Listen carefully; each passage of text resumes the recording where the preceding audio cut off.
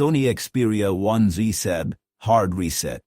Factory reset, step-by-step method 1.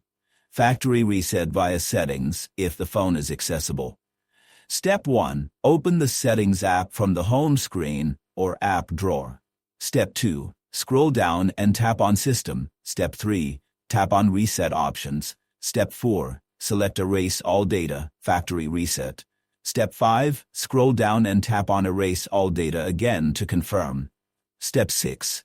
Enter your PIN, pattern or password if prompted. Step 7. Tap Erase All Data one more time to finalize. Step 8. Your Xperia 1 will restart and begin the reset process. Wait for the device to complete the reset. Method 2. Hard reset via recovery mode, if the phone is locked or unresponsive. Step 1. Power off the device completely.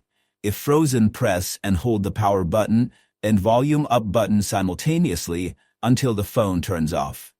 Step 2. Boot into recovery mode. Press and hold the volume up button, power button together.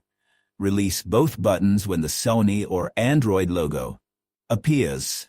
Wait for the recovery mode screen to appear.